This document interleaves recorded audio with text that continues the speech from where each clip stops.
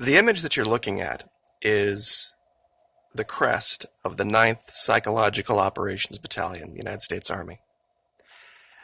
Today we're going to talk about the 4 lightning bolts that represent the 4 basic fundamental tactics that are used to manipulate people's mind and do so in a way that they don't even realize it's happening. I think going forward, a lot of the videos that we're going to do are going to be directed at educating my viewers what's really going on in the media, how they're doing it, the tactics they're doing it. We're going to go step by step. And I'm going to show you with real-world examples how they do it, how they get you into an emotional state, how they get you to believe things that aren't true, and how they get you emotionally attached to those belief systems. These are the big 4. I've talked about them before, but we're going to talk about these specific 4 in detail today. They are anecdotal evidence, appeal to emotion, availability heuristic, and the confirmation bias. How they work in order, completely behind the scenes, inside your mind, without you even knowing it. The first stop we're going to make today is anecdotal evidence. What is that? That is taking a situation that happened that one time in that one place and then using that to influence a group of people that one situation over there is representative of the vast majority of situations everywhere. Let me ask you guys a question, and it's important for you guys to really sit and think about this for a minute. What do we have, 9 people? Okay, we have 9 people here. Venezuelan. Let's say someone created a channel where they, like this one, except what they did is every single day, 3 times a day, for a year, they showcased a unique family of 9 that was starving in Venezuela. Now think about that for a minute. Every morning, every afternoon, every evening, you could go to YouTube and you could see another unique story every time. And they did that 7 days a week, 12 months a year, for a whole year. I guarantee if that were to occur, someone would come to my channel and say, look at this channel. This completely disproves everything you're saying. Look at all of these people 3 times a day for a whole year. Really? 3 times a day for a whole year. Okay, so Venezuela is a country of 30 million people, right? So every single day, if it was a family of 9 times 3 times, that's 27 starving people a day, times 365 days. That would represent a grand total of 9,855 people over the period of a year, out of a country of 30 million. So let's do the math. 3 million is 10%. 300,000 is 1%. 30,000 is 0.1%. About 10,000 would be a third of 0.1%. Now think about that critically for a minute. You could watch a video 3 times a day, showcasing each time a unique family for a whole year, and it wouldn't even represent 0.1% of the population. It would represent 1/3 of 0.1%. But you would believe it was representative. Just about everybody watching would believe it's representative. Probably by the end of 6 months, you wouldn't even have to go a whole year. You see, anecdotal evidence isn't just 1 or 2. It's in relation to the whole being spoke of. And they do this with the police. They do this with California. They do this with immigration. They do this with all sorts of things. They take one specific little thing in this one place or this group of people, and they don't put it in the context of the whole. Anecdotal evidence, step one. Now, here's where things are going to get a little murky. Okay, anecdotal evidence now moves to appeal to emotion. You see, we're going to focus on Fox today because they target their audience to be people that are older, people that are mid-30s minimum, going all the way up to, the 90s. And usually those people, when you become an adult, you stop thinking emotionally. See, CNN, MSNBC, ABC, CBS, they all target kids. It's easy to get them into an emotional state. In fact, they usually already are. So they've already done the work for you just because they're immature and they're kids. It's not their fault. So how do you get people that are normally very skeptical, normally the types that aren't going to react emotionally? How are you going to do that? Starving people by itself probably won't get it done because that group of people has been hearing about that since we were in, grade school with Africa and everywhere else. It's not something that's going to immediately throw us into a state of emotional being, is it? This will.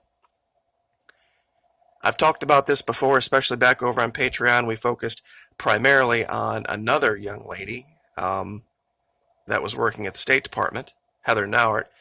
But today we're going to focus on this particular individual, Gretchen Carlson. Now, I could sit here for the next hour and show you all of the times that this particular person decided to, at critical moments, reveal herself on TV in order to manipulate the minds of the men watching. But there's a more important point about this woman's history. See, she was the vanguard. She was the point of the spear of Fox. She was the first one you saw in the morning. And what a lot of people don't like to admit, especially older people, older men, I guess, would be more honest, is that they got up in the morning and that's what they turned on, and they left that TV there all day on Fox just because of the women. And that's just the way it is. Now, you would think this Miss America bikini model would have studied at least journalism, broadcasting, maybe political science. No, she didn't. She comes from a family of car dealers. But you know what she studied? And this is right from her wiki. She graduated from Stanford University, where she studied something called organizational behavior. Now, that seems very kind of innocuous and somewhat vague. It is one of the critical underpinnings of all psychological operations. Organizational behavior is the study of how people react to each other in small groups, large groups, even larger groups, and how those groups react to each other. It is a form of psychology, a very detailed form of psychology. This was what this woman had a degree from Stanford in. From Stanford. One of the most left-leaning liberal colleges out there. And she had absolutely no problem cashing some enormous checks, exposing herself for a decade or more, and then whining and crying about harassment. But this was appeal to emotion. No man in the world can look at those women all day long on their TV and not put themselves in an emotional state. This is why I say guard your mind. Guard your eyes, guard your ears. So we have two things now. Anecdotal evidence, and it's now affecting you in an emotional state to get you to believe everything coming out of their mouth. No matter what, because of the state you're in. Now, what's step 3? What's the third prong? Availability heuristic. Tendency to overestimate the probability of events we have recently seen or read about, especially on the national news.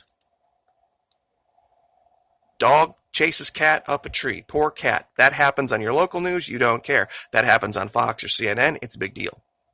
You'll post on Facebook about it.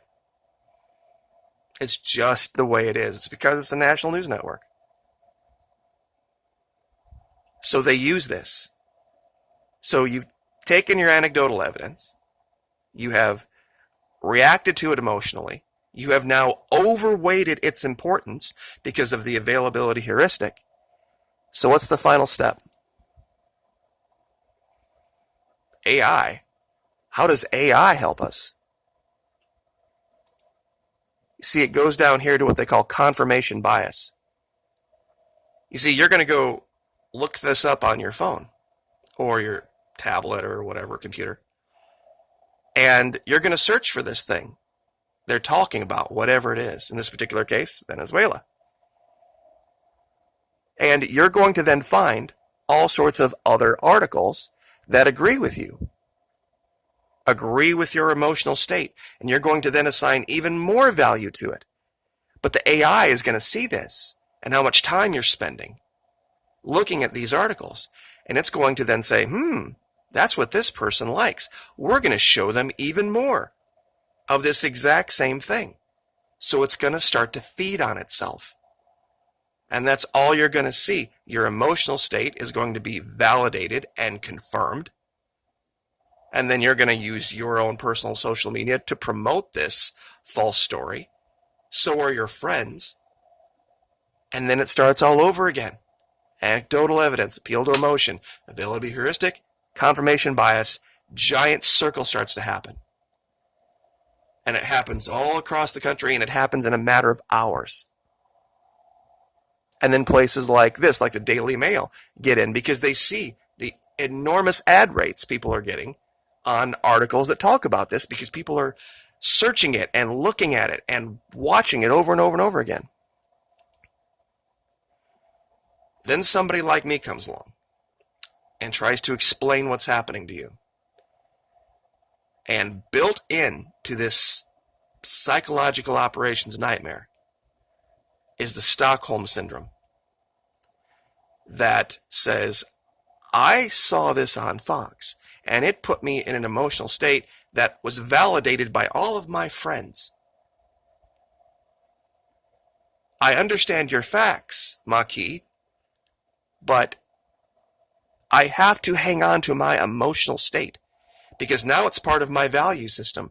So, step one, move the goalposts. Okay, well, it's really not about socialism, Maki. It's about corruption. Yeah, that's right, because they mentioned that in the article. It's about corruption. We really have to get rid of the corrupt Maduro regime. And then I say something like, well, in that particular case, then we should probably overthrow Mexico. We should overthrow Colombia. We should overthrow Brazil. And that can't really be argued with about the corruption down there. So the goalposts move again. Oh, well, it's really about Russia and China, because that we can't allow that foothold. Forget the fact that we've had Cuba in our backyard for 70 years and they haven't invaded us. And the Chinese own Smithfield Foods and good chunks of pasture land all across the western part of this country, and Russia owns a good chunk of Florida. So then what happens? This is how you know that you're no longer arguing about Venezuela. Somebody is defending their emotional state, their belief system, their friends, the way they see themselves in the world. They go for ad hominem attacks, where they start attacking me. Why don't you just move to Venezuela? You hate America. Straw man. They now invent something that I didn't even say. And it's not about Venezuela anymore. It's no longer about the facts of the story anymore. It's now about them feeling misled and manipulated and someone pointing it out. Not doing it to try to make anyone feel bad. Then you get these few that like to do this sidestep. It's called the Texas sharpshooter. It's where they take a small little group of data and then they use that to disprove the vast mountain of evidence that I've shown over the last year and a half. I know this person from Venezuela, and this person's friends all told me that everything you're saying is wrong. Because they know this person, this person, this person, and this person who all believe that certain thing.